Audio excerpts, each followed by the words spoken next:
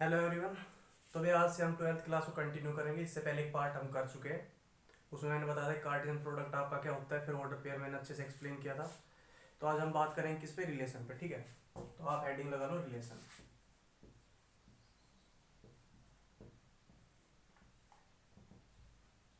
देखो,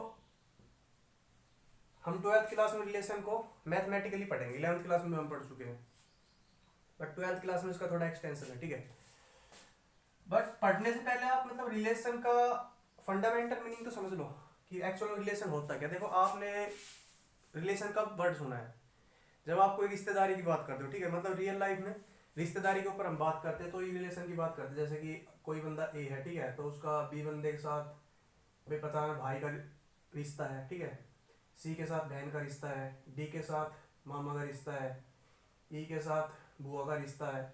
ऐसे मतलब कि एक बंदे का काफी बंदों के साथ क्या होता है, रिलेशन होता है। ठीक है, इसी चीज को क्या बोलते हैं, रिलेशन बोलते हैं। मतलब कि एक बंदा दूसरे बंदे से किस तरीके से, किस मैनर के अंदर कनेक्टेड है, इसी चीज को क्या बोला जाता है, रिलेशन बोला जाता है। ठीक है, ये तो आपका हो गया रियल लाइफ का एग्जांपल कि एक बंदा दूसरे बंदे से किस तरीके से, किस मैनर में कनेक्टेड है।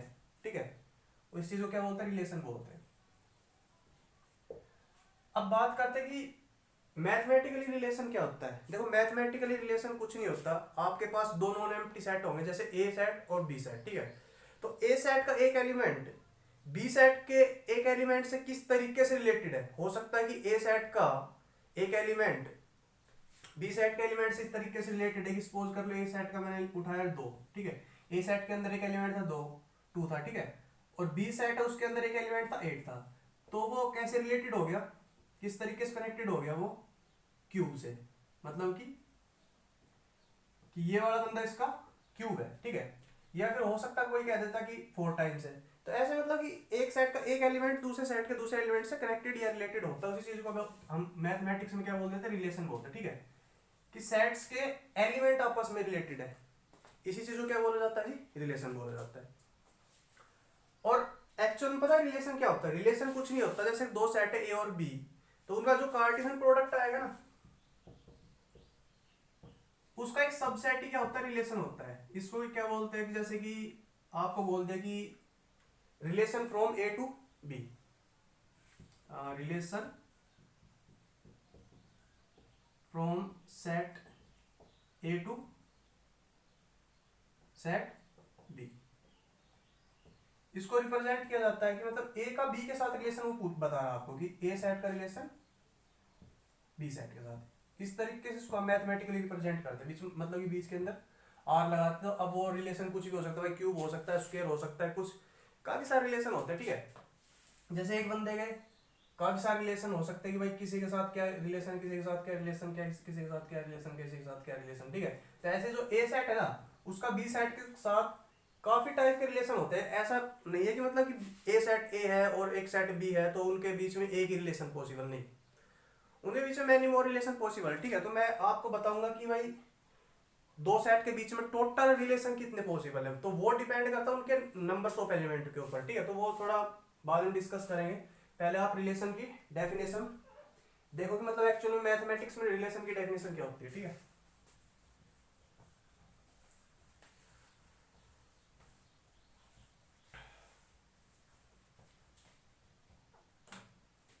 तो रिलेशन कुछ नहीं होता, let A and B be two non empty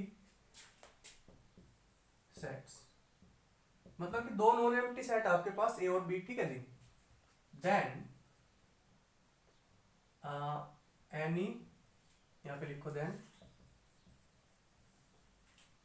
any subset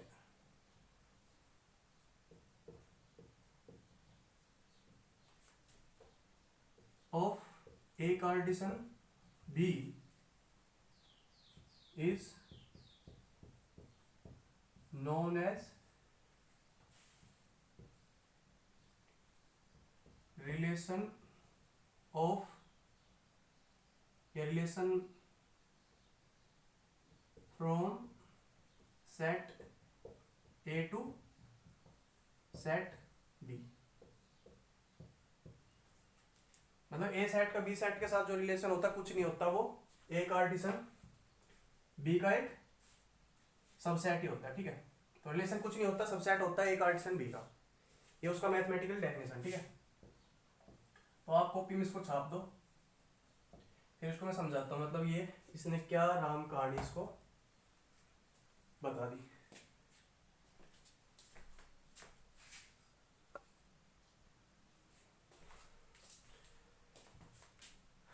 तो देखो एग्जांपल से क्लियर होगा। मैं आपके पास आपके सामने दो सेट लेता हूँ नॉन एम्प्टी। तो ए सेट मेरा सपोज कर लो क्या चल रहा है, 1 2 3, ठीक है। बी सेट मेरा क्या चल रहा है, क्या लूँ, 4 5 एंड 6, ठीक है। ये मेरे दो नॉन एम्प्टी सेट है, ठीक है जी। तो ए कार्टिसन बी क्या आएगा, ए कार्टिसन बी क्या आएगा, मतलब इसका हर एक के साथ है वो ऑर्डर पेयर, फिर इसका हर एक के साथ ऑर्डर पेयर है सोन। तो ये आएगा आपका 1 4, 1 का 5 के साथ, 1 का 6 के साथ भी। तो मैं फटाफट लिखता हूँ 2 का 4 के साथ, 2 का 5 के साथ, 2 का 6 के साथ, एंड देन 3 का 4 के साथ, 3 का 5 के साथ, 3 का 6 के साथ। ये आपका आ गया एक कार्टिसन बी, ठीक है भाई। तो अब रिलेशन में डिफाइन करता हूं। सपोज कर लो कि रिलेशन मैंने क्या डिफाइन कर दिया, रिलेशन के अंदर ए और बी और आपका सच दैट बोथ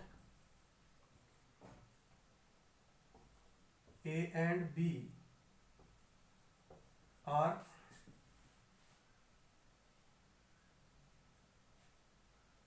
ओड, ठीक है। कि मैंने रिलेशन क्या डिफाइन कर दिया, where A belongs to A and B belongs to B. इस तरीके से मैंने रिलेशन को डिफाइन कर दिया, ठीक है। तो आप देख पा रहे हो मतलब कि रिलेशन आपका क्या है, ये आपका रिलेशन है, ये वाला एक्चुअल में, कि आपने एक कार्टेशियन बी से ऑर्डर पेयर तो उठाना है। देखो ये ऑर्डर पेयर कहां से आया, कार्टेशियन बी से आया, क्योंकि आपका आर होता है वो सबसेट होता है किसका, ए कार्टेशियन बी का ही सबसेट है। इसका मतलब जो ऑर्डर पेयर आएगा इधर से आएगा, बट वो एक मैनर के अंदर, एक फिक्स्ड वेल डिफाइंड मैनर के अंदर आप उसको पिक करोगे, और वो मैनर या वो रिलेशन क्या है, ये वाला, कि भाई दोनों है ना आपके ओड होने चाहिए। मतलब आप ऑर्डर पेयर तो पिक करोगे उधर से, बट वो ऑर्डर पेयर आप किस रिलेशन या किस मैनर के ऊपर बेस्ड आप पिक करोगे, इसके ऊपर। ये आपसे क्या कहता है ये मैनर, कि आपके दोनों ए और बी है ना, आपके दोनों ओड होने चाहिए, ठीक है। आप उन्हीं को ही कलेक्ट करोगे। तो इस हिसाब से आपका रिलेशन क्या हो गया। देखो रिलेशन एक्चुअली होता क्या, सेट ही होता है, ठीक है। तो इसलिए मैं करली ब्रेसेस लगा रहा हूँ। तो दोनों ओड देखना, 1 4 ये ओड नहीं है, 1 5 ये ओड है दोनों, ठीक है। 1 भी ओड है एंड 5 भी ओड है। 1 6 नहीं, ये भी नहीं, ये भी नहीं, ये भी नहीं, ये भी नहीं, फिर आपका 3 5,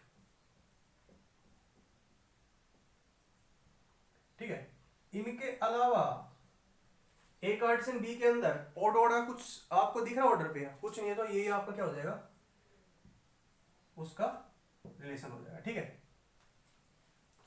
ठीक है, समझ में आया।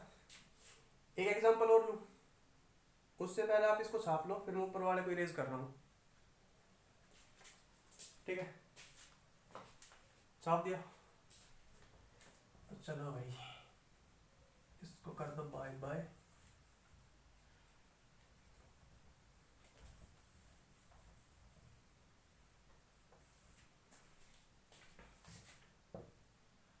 अब एक रिलेशन में सपोज कर लो क्या डिफाइन कर दूं कि ए और बी सच दैट क्या, कि B equal to twice of A, where A belongs to A and B belongs to B. ठीक है, कि स्मॉल है तो कैपिटल ए से बिलोंग करेगा सेट ए से, बी आपका सेट बी से बिलोंग करेगा, और ये आपका मेन रिलेशन है, ये आपका क्या है मेन रिलेशन, कि भाई या इसको आप बोल लो मैनर, कि रिलेशन तो मतलब ऑर्डर पेयर तो उधर से पिक करनी है कार्टेशियन बी से, बट किस मैनर में, कि आपका जो बी एलिमेंट है पहले वाले का ट्वाइस होना चाहिए। ठीक है, मतलब कि, और इसको देखो बोलते क्या है, इसको बोलते इमेज, इसको बोलते प्री इमेज। तो इसके अंदर क्या आपका जो इमेज है ना, वो प्री इमेज का क्या होना चाहिए, ट्वाइस होना चाहिए। ठीक है, तो देखो तो फिर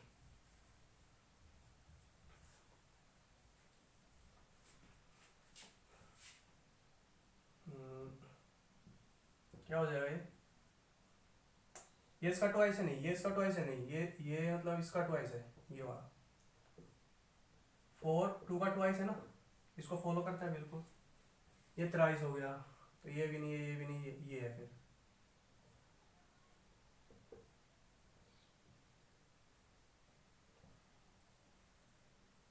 इसमें दिक्कत आती है। ठीक है, तो ये हो गया आपका एक रिलेशन। ठीक है जी, और ये चीज आप 11th क्लास में पढ़ चुके हो, बाकी जिसको क्लियर नहीं था अब क्लियर कर लो, फिर मैं आगे चलता हूँ। तो रिलेशन आपका पता चल हो गया आपको क्लियर। ठीक है, अब है ना एक बार फंक्शन की ओर बात कर लेते हैं, या फंक्शन को रहने दे अभी, चलो कर लेते हैं इसके साथ साथ एक बार, बट उससे पहले आप है ना कुछ 2-3 टर्म आपकी, डोमेन, कोडोमेन और आपका रेंज। ठीक है, तो वो क्या होता है वो देखो, कि कोई भी रिलेशन है, आपके पास दो सेट थे, क्या क्या था इधर आपका 1 2 1 2 3। ठीक है, बी सेट था जी आपका, क्या चल रहा था, ये चल रहा था आपका 4 5 और 6, 4 5 और 6। ठीक है, तो भाई देखो डोमेन क्या होता है, डोमेन है ना जो आपका रिलेशन है, उसके अंदर जो जितने भी ऑर्डर पेयर चल रहे हैं उनका फर्स्ट एलिमेंट वही आपका क्या होता है, डोमेन होता है। ठीक है, तो डोमेन क्या है, इधर से अगर मैं डोमेन को डिफाइन करूं, स्पेस का इधर देखो, देखो डोमेन क्या होता है,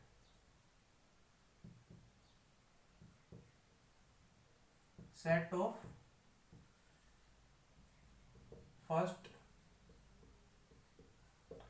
एलिमेंट्स ऑफ ऑल ऑर्डर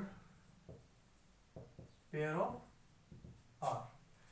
मतलब कि रिलेशन के अंदर जितने भी ऑर्डर पेयर है ना, उनके फर्स्ट एलिमेंट, उनका सेट क्या होता है, आपका डोमेन होता है। ठीक है, तो जैसे कि आपका इधर सेट ए था, सेट बी था, उसके रिगार्डिंग एक मेरा रिलेशन आर ये आया, तो इस रिलेशन का अगर आपसे कोई डोमेन पूछे तो पता क्या हो जाएगा, इस रिलेशन का आपका डोमेन हो जाएगा 2 और 3 सेट के अंदर, 2 और जो 3 का सेट है ना वो आपका डोमेन हो जाएगा। ठीक है, अब बात आती है किस पे, रेंज पे। तो रेंज क्या होता है, जो सेकंड एलिमेंट होता है आपका ऑर्डर पेयर के अंदर, जो रिलेशन है, रिलेशन के अंदर जितने भी आपके ऑर्डर पेयर, उसका जो सेकंड एलिमेंट है, हाँ सेकंड एलिमेंट है, उसका जो सेट बनेगा वो आपका रेंज होता है। ठीक है, तो इधर मैं लिख दूं रेंज, या आपको डोमेन पता चल गया, अच्छा अलग से लिखना पड़ेगा, इसको हटा देते फिर।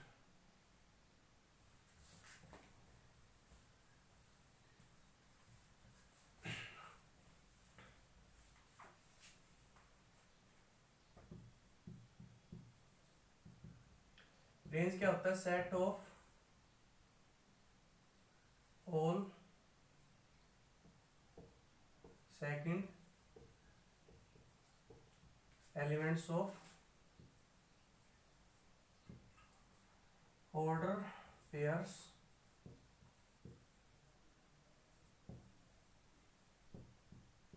Of relation R. मतलब रिलेशन आर के अंदर जितने भी आपके ऑर्डर पेयर है, उनका जो सेकंड एलिमेंट है उसका सेट, वो क्या होता है आपका रेंज होता है। तो इधर से अगर मैं रेंज की बात करूं तो इधर से मेरा रेंज क्या है 4 और 6, 4 और 6, ठीक है। इतनी बात क्लियर है। एक टर्म और होती है आपके क्या कोडोमेन। तो कोडोमेन कुछ नहीं होता, जो आपका सेट भी होता है ना वही आपका क्या होता है कोडोमेन, ठीक है। जो आपका सेकंड सेट होता है कोडोमेन, देखो दो सेट होते हैं आपके, ये वाला और ये वाला। तो आपसे सपोज कर लो रिलेशन क्या पूछा है कि ए टू बी पूछा है, तो बी आपका क्या हो जाएगा कोडोमेन, ठीक है। आपसे रिलेशन पूछ दिया बी टू ए, तो आपका ये हो जाएगा। जो आपका सेकंड सेट होता है ना वही आपका क्या होता है codomain. Second set of given sets. और वो चीज डिपेंड करेगी रिलेशन के ऊपर। देखो कोई बच्चा कहेगा कि मेरे पास तो सेट ये गिवन थे ए और बी, उधर से मेरा सेकंड सेट भी है, बट मेरे से सपोज कर लो क्या पूछ लिया बी टू ए पूछ लिया रिलेशन। तो जो सेकंड सेट की बात कर रहा हूं जी वो रिलेशन के अकॉर्डिंग सेकंड होना चाहिए, ठीक है। तो second set according to relation, relation के अकॉर्डिंग जो सेकंड सेट है ना वो नोन एज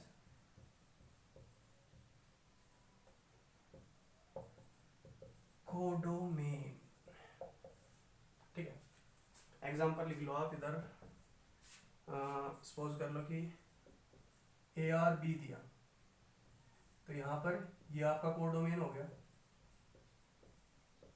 यार है नहीं कैमरे में, टॉप कैमरा चल रहा है आ रहा है, ठीक है। और एक सपोज कर लो उसने एग्जांपल मैं आपको दूं तो बी टू ए कह दिया रिलेशन, तो ये आपका क्या हो जाएगा कोडोमेन, ठीक है। इसको छापो और आगे बढ़ो, फिर छाप दिया, वेरी गुड। काफी धुंधला आ रहा आज तो,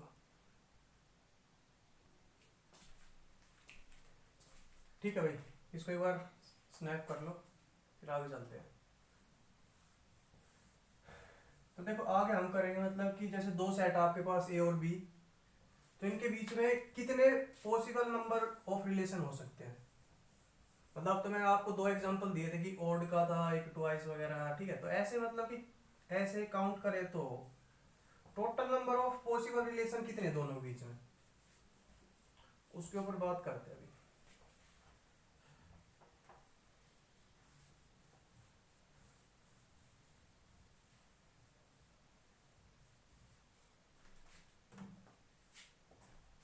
तो देखो यहाँ पर ए सेट है ना, ए सेट के पास कितने एलिमेंट है, नंबर ऑफ एलिमेंट इन ए कितने हैं 3 है, ठीक है। यहाँ पर बी के पास सपोज कर लो मैं कर दूं एक और एलिमेंट कर दूं कितना 7, ठीक है। तो number of element in B कितना हो गया आपका 4 हो गया।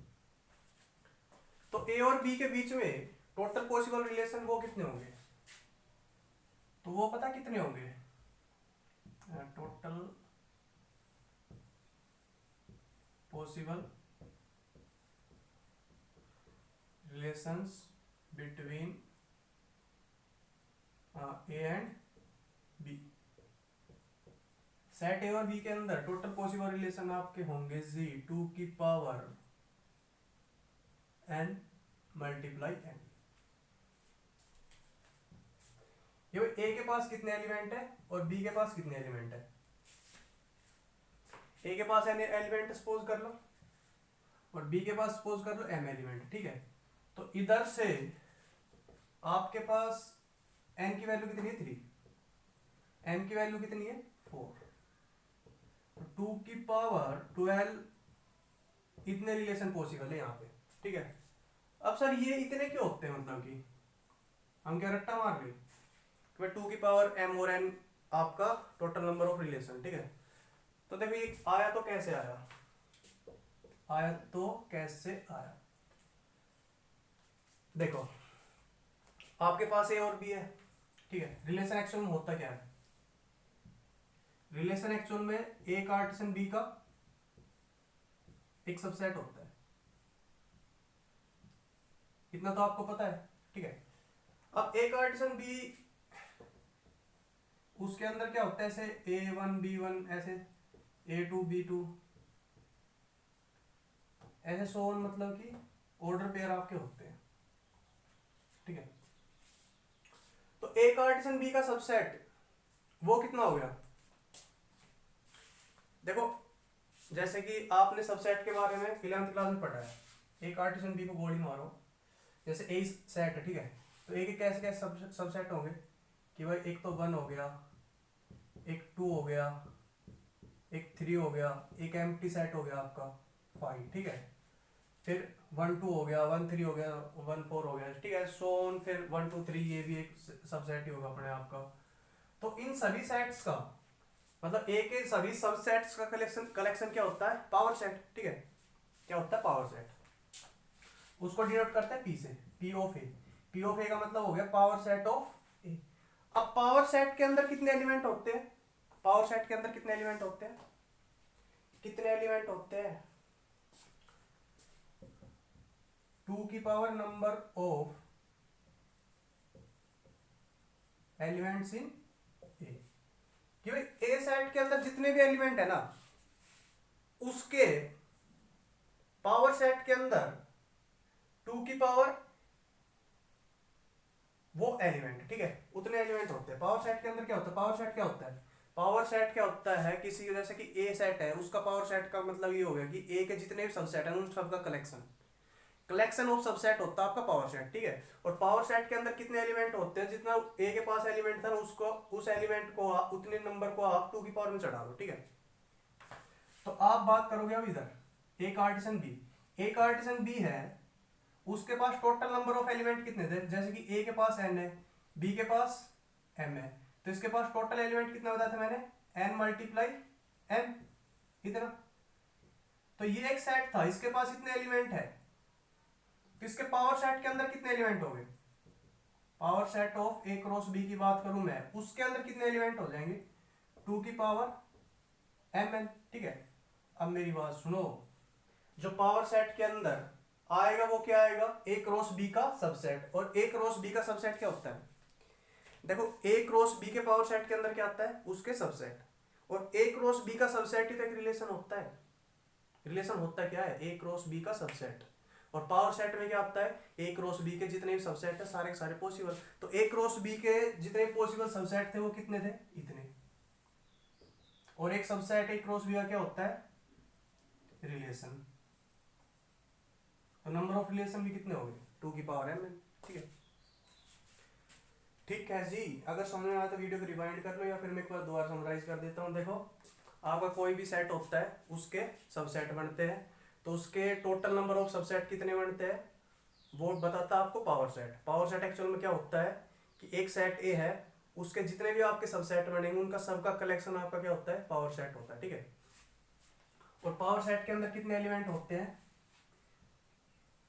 2 की पावर, जो ए के पास टोटल एलिमेंट थे वे थे, सपोज कर लो 2, ए के पास कितने एलिमेंट है, n है, तो 2 की पावर n पावर सेट के अंदर एलिमेंट हो जाएंगे, ठीक है।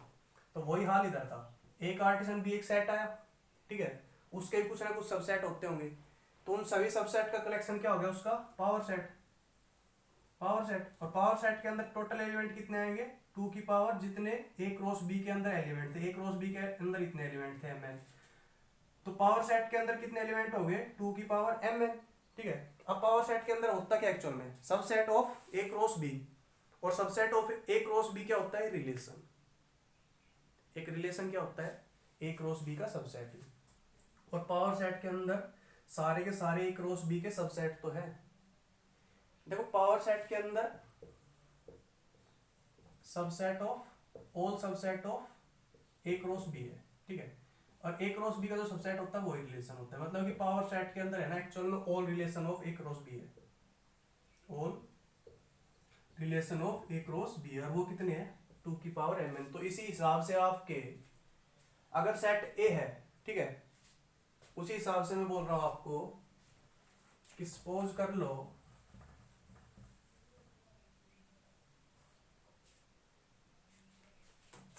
एक सेट ए है, उसके नंबर ऑफ एलिमेंट कितने हैं, n। एक सेट बी है, उसके नंबर ऑफ एलिमेंट कितने हैं, m। ठीक है, तो इनके टोटल पॉसिबल रिलेशन कितने हो जाएंगे, इसके एलिमेंट का प्रोडक्ट 2 की पावर में ले लो। ठीक है, ये आपका होता है कि total possible relation between A and B equal to 2 की पावर m। आई होप कि आपको बात समझ में आई होगी। ठीक है भाई, तो इसको आप स्नैप वगैरह कर लो, फिर आगे चलते हैं।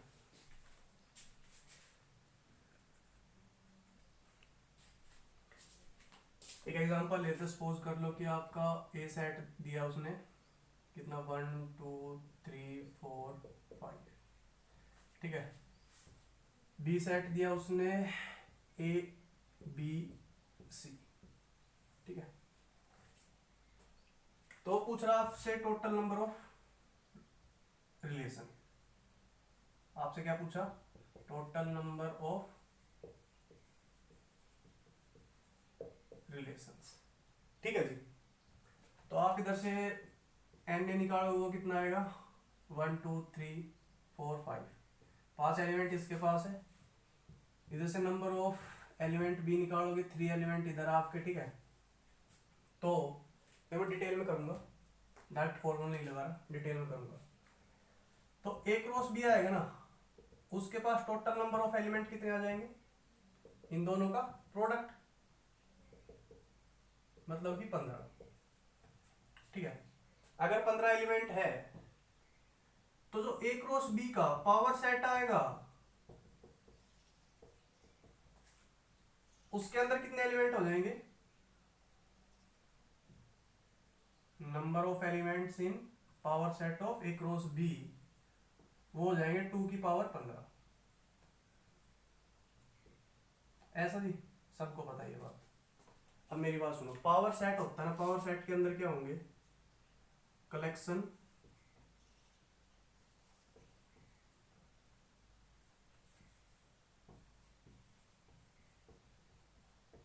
Of all subsets of A cross B. मतलब कि ए क्रॉस बी के जितने भी सबसेट है ना, सबका कलेक्शन क्या होता है, पावर सेट होता है। ठीक है, अब subset of A cross B का मतलब क्या हो गया, रिलेशन। इसका मतलब पावर सेट एक्चुअल में है क्या, कलेक्शन ऑफ ऑल रिलेशंस। तो सीधी बात है, नंबर ऑफ रिलेशन क्या हो गया, जितना पावर सेट के अंदर एलिमेंट हो गया। ठीक है, सो नंबर ऑफ रिलेशंस कितने हो गए, number of element in power set of A cross B. ठीक है, और वो कितना है 2 की पावर 15। या फिर इन शॉर्ट लिखूं मैं, इधर देखो टोटल नंबर ऑफ रिलेशन कितना हो जाएगा, इधर लिख देता हूँ 2 की पावर ये 5 number of set, number of element in set A cross number of element in set B. ठीक है, मतलब कि 2 की पावर n m।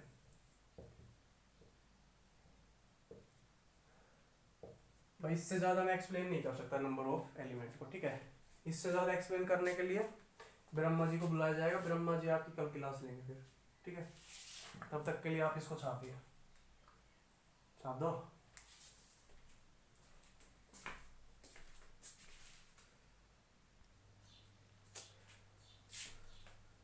तो भाई नेक्स्ट में आप हेडिंग लगा लो, types of relation.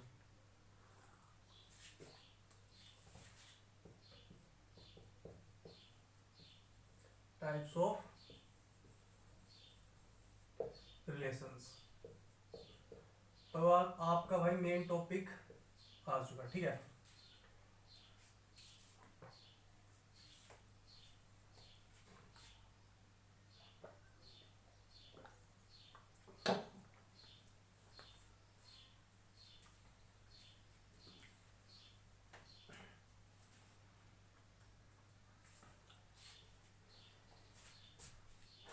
Types of relation आप हम पढ़ेंगे 12th में, आपका बेसिकली यही टॉपिक है। जो इससे पहले मैं डिस्कस कर रहा वो आप 11th क्लास में पढ़ चुके थे, ठीक है, फिर भी उसको कनेक्ट करना जरूरी था। तो सबसे पहला आपका आता है भाई नल या वॉइड या भाई empty relation. One by one हर एक टाइप को मैं डिस्कस करूंगा, ठीक है। तो देखो वो क्या होता है। देखो कोई रिलेशन होता है जिसके अंदर एक भी ऑर्डर पेयर आपका एग्जिस्ट नहीं करता। रिलेशन क्या होता है, ऑर्डर पेयर का सेट होता है, ठीक है। तो जिस सेट के अंदर एक भी ऑर्डर पेयर आपका आता नहीं, वही क्या आपका वो आपका क्या हो जाता है, नल वॉइड या एम्प्टी रिलेशन हो जाता है, ठीक है। अब सर क्या ऐसा पॉसिबल है? बिल्कुल पॉसिबल है। तो आप पहले इसका डेफिनेशन लिखोगे, फिर मैं आपको बताऊंगा, ठीक है, एग्जांपल दूंगा। तो इसका डेफिनेशन देख लो पहले, वो क्या है। A relation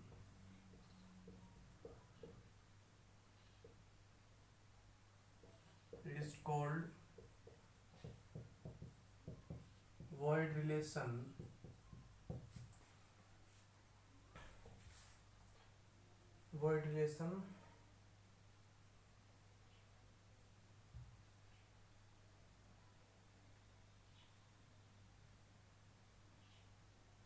if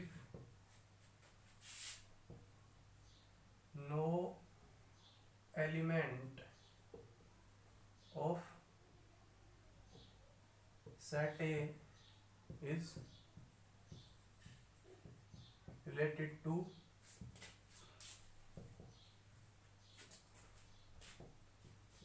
any element of set B, ठीक है। मतलब कि ये और भी आपके पास दो सेट है। अब पहले सेट का एक भी एलिमेंट दूसरे सेट के एक भी एलिमेंट से रिलेटेड नहीं है। अगर वो रिलेटेड नहीं है तो ऑर्डर पेयर बनेगा नहीं, ऑर्डर पेयर बनेगा नहीं, इस वजह से वो एम्प्टी सेट हो जाएगा, ठीक है। ठीक है जी। अब कई बार है ना, कई बुकें ये लिख रही है कि मतलब सेट ए का ए से रिलेशन, मतलब उसको क्या लिखते हैं,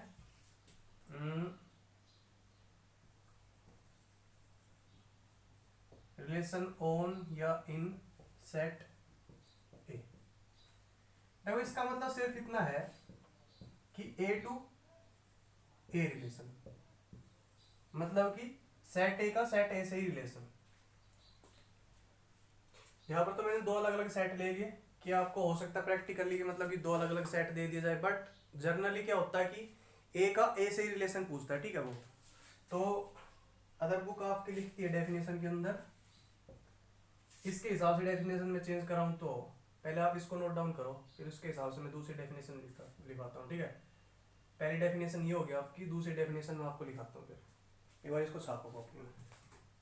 तो डेफिनेशन अगर मैं ए के हिसाब से लिखाऊँ तो वो क्या होती है आपकी,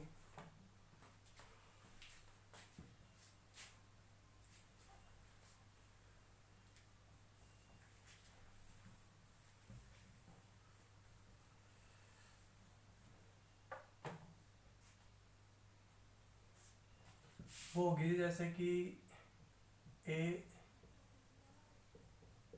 relation in set A is called empty relation. Empty बोल दो, नल बोल दो, या जी वॉइड बोल दो, ठीक है, कुछ ही बोलो। Relation if no element of set A is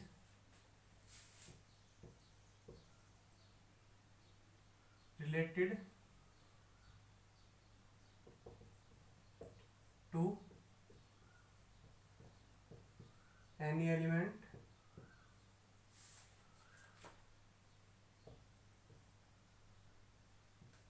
of set A। मतलब कि सेट ए का कोई भी एलिमेंट सेट एक है, कोई किसी भी एलिमेंट से रिलेटेड नहीं है, ठीक है। इसी चीज को क्या बोलते हैं, एम्प्टी रिलेशन बोलते हैं। उसने ये लिख दिया आपकी बार रिलेशन इन सेट ए, इसका मतलब यही है भाई, ए का रिलेशन ए से, ठीक है। कई बार मतलब कि सेम के अंदर पूछ लेता, कई बार अलग के अंदर पूछ लेता, वो कोई इशू नहीं है। मेन डेफिनेशन ये है कि मतलब पहले सेट का एलिमेंट दूसरे सेट के एलिमेंट से किसी भी तरीके से रिलेटेड नहीं, तो इस वजह से उसका ऑर्डर पेयर बनेगा नहीं। तो आपका रिलेशन क्या आएगा, उसके अंदर एक भी ऑर्डर पेयर आपका कंटेन नहीं होगा, वो एक वॉइड रिलेशन हो जाएगा, एम्प्टी रिलेशन हो जाएगा, ठीक है। अब इसका एग्जांपल करते हैं।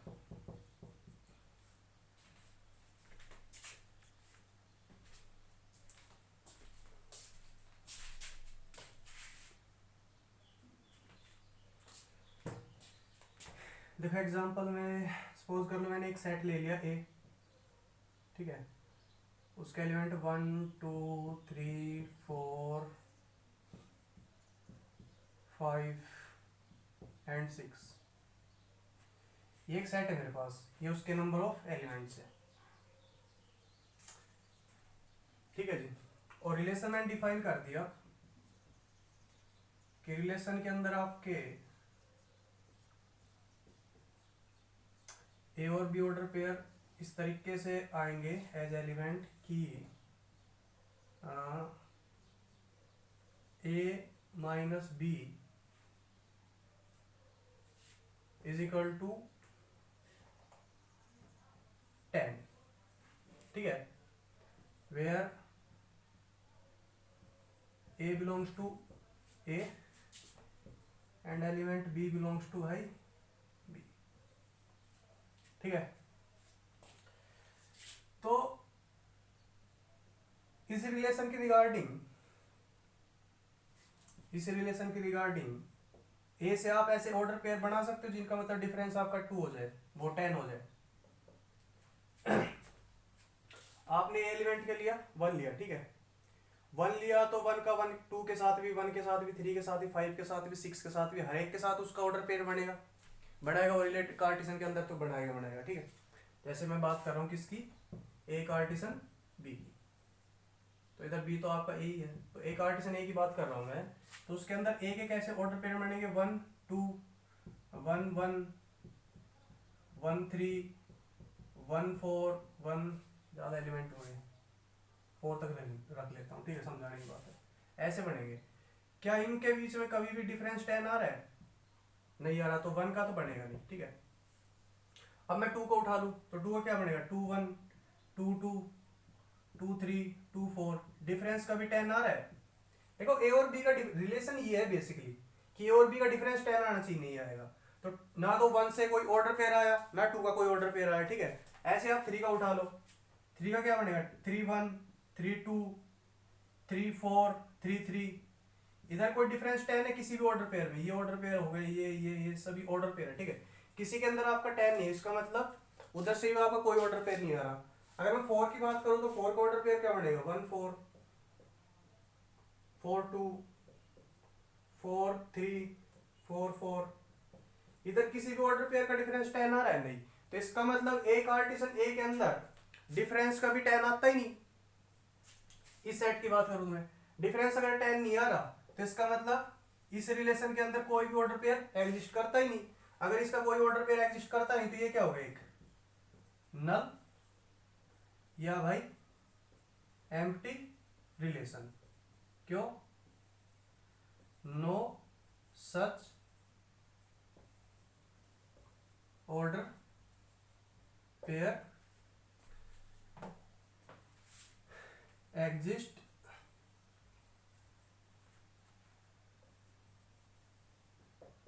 in A cartesian A which follows relation, कौन सा रिलेशन भाई, A minus B equal to 10। इस रिलेशन को फॉलो करने वाला एक भी कार्टेशियन, उधर वो कार्टेशियन प्रोडक्ट के अंदर एक भी ऑर्डर पेयर नहीं है, इस वजह से आपका क्या हो गया, ये नल और वॉइड रिलेशन हो गया, ठीक है जी। छाप दो।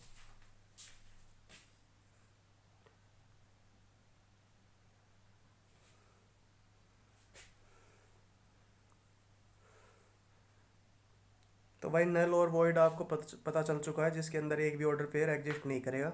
ऑर्डर पेयर एग्जिस्ट करना चाहिए रिलेशन के अकॉर्डिंग। तो इधर रिलेशन दिया था आपको डिफरेंस टेंस के रिगार्डिंग एक भी ऑर्डर पेयर मेरा एग्जिस्ट नहीं कर रहा था एक आर्टिसन ए के अंदर, तो ये क्या हो गया आपका नल या वॉइड रिलेशन। ठीक है, अब चल लेते हैं आगे। नेक्स्ट आपकी टाइप आती है भाई यूनिवर्सल रिलेशन की। ठीक है, यूनिवर्सल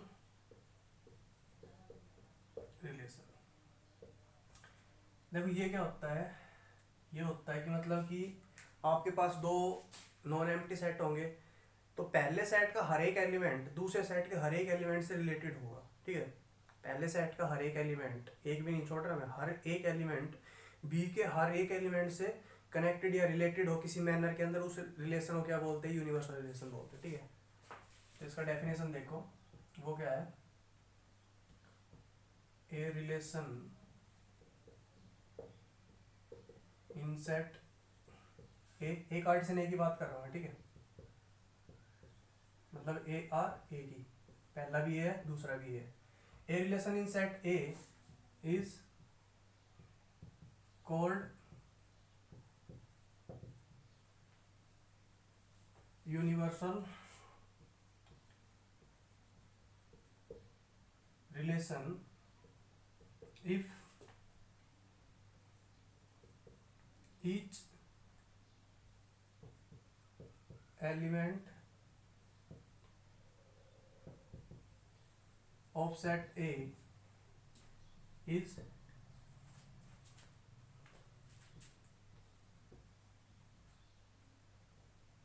related to every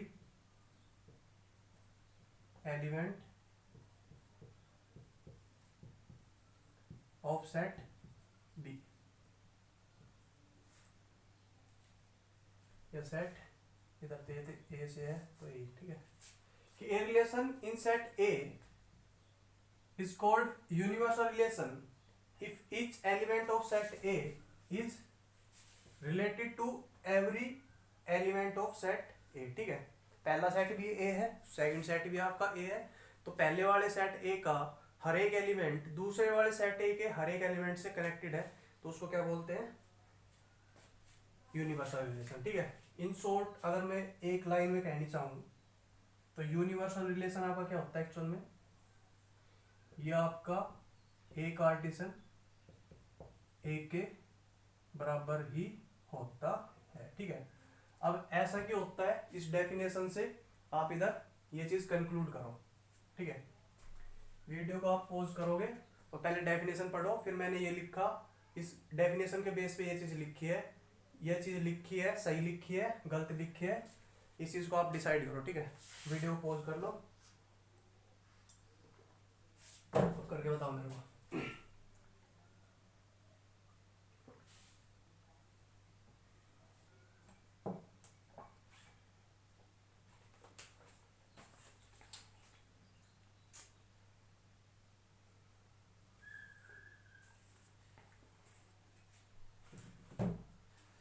तो इसको है ना एक एग्जांपल से देखते हैं तो समझ में आ गई। हाँ, सपोज कर लो मेरे पास एक नॉन एम्प्टी सेट ए है, वो कौन सा भाई, इधर लिख लेता हूँ मैं, 1 2 3। ठीक है, ये मेरे पास नॉन एम्प्टी सेट है, तो एक आर्टिसन ए कितना आएगा,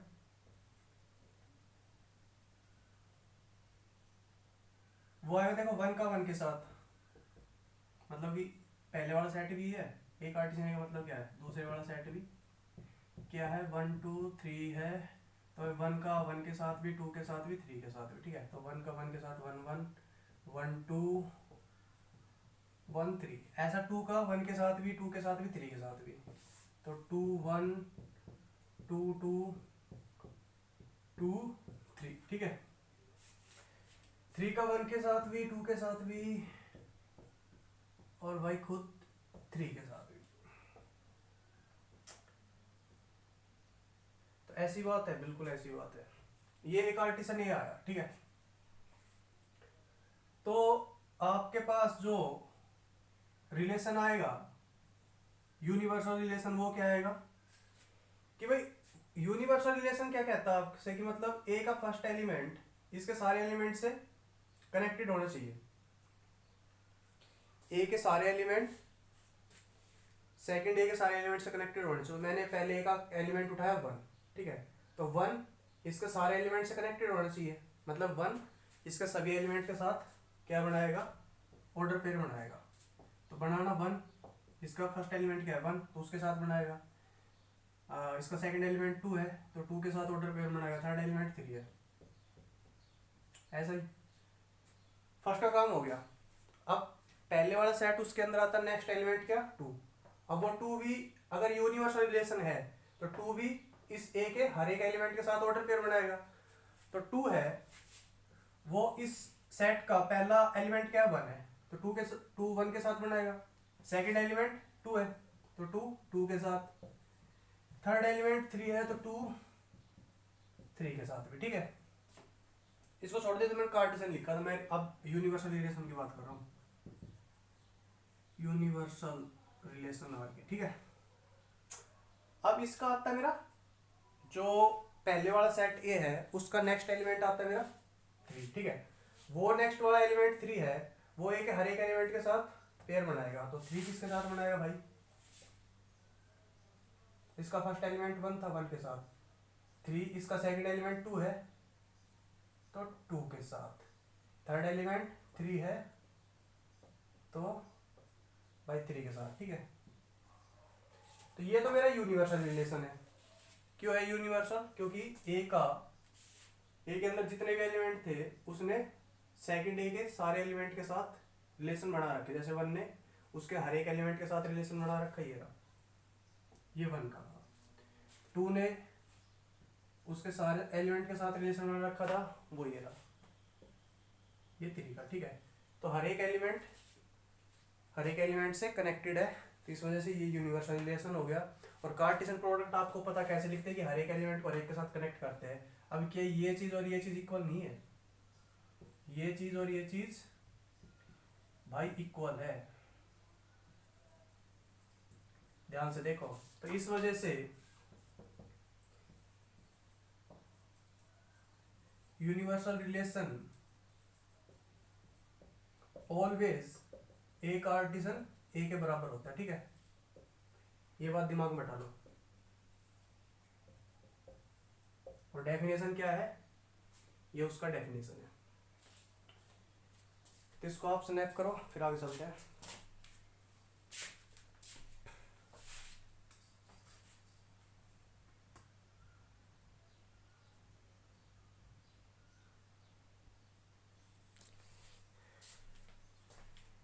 देखो इससे आगे जो आपके रिलेशन आएंगे वो सारे आपके अब एग्जाम पॉइंट ऑफ व्यू से सारे इंपॉर्टेंट रिलेशन है। ये तो बेसिक थे कुछ, ठीक है। बट जो अब मेन रिलेशन अब आएंगे तो अभी ये काफ़ी लेंथी हो चुका है, तो उसको मैं नेक्स्ट वीडियो के अंदर ही अपलोड करूँगा। बाकी तब तक के लिए आप इसको पढ़िए, ठीक है। और कुछ डाउट आता तो कमेंट सेक्शन में लिखिए। और भाई अगर आप देखो मेरे चैनल पर नए हो तो भाई मेरे चैनल को सब्सक्राइब कर दो। आप कम से कम 1000 सब्सक्राइबर तो करा ही दो, क्योंकि देखो नहीं पता कब टाइम पर हमें ऑनलाइन क्लास की ज़रूरत पड़ जाए, ठीक है। जैसे अभी लॉकडाउन चल रहा है, हमने कभी सपने में नहीं सोचा था कभी कोरोना वायरस वगैरह आएगा और लॉकडाउन हो जाएगा, फिर लॉकडाउन के अंदर में यूट्यूब के थ्रू आपको पढ़ाएंगे, ठीक है। तो देखो ऐसा अगर इन फ्यूचर होता है, कोरोना वायरस नहीं कुछ और इशू आ जाता है, ठीक है, और मेरे को आपको ऑनलाइन कुछ मटेरियल मतलब कि कुछ क्लास देनी हो, तो अगर मेरे पास 1000 सब्सक्राइबर है, ठीक है, कितने हैं 1000 सब्सक्राइबर, तो उससे फायदा ये होगा कि मैं यूट्यूब पर लाइव आके पढ़ा सकता हूँ। क्योंकि देखो मेरे ऑफलाइन बैचेस भी चलते हैं, 12th का भी चलता है, 11th का भी चलता है, 9th का भी चलता है, 10th का भी चलता है, एक कोचिंग वाला भी चलता है, ठीक है। मेरे 5 बैच चलते हैं, तो 5 बैच मेरे जब चलते हैं ऑफलाइन और मेरे को उस टाइम पे आपको ऑनलाइन भी पढ़ाना हो, तो मैं अगर मेरे पास 1000 सब्सक्राइबर है ना मेरे हाथ में, तो मैं उधर ऑफलाइन बैच के अंदर डायरेक्ट कैमरा सेट कर दूंगा, उधर से मैं डायरेक्ट आपके साथ लाइव आ जाऊंगा, ठीक है। तो लाइव आने के लिए मेरे भाई 1000 सब्सक्राइबर तो मेरे करा ही दो, ठीक है। तो चैनल को सब्सक्राइब करा दो, वीडियो को भी शेयर कर दो, बाकी भी पढ़ते रहो। अब ये सिलसिला ऐसे ही चलता रहेगा, ठीक है। All the very best. जय हिंद जय भारत।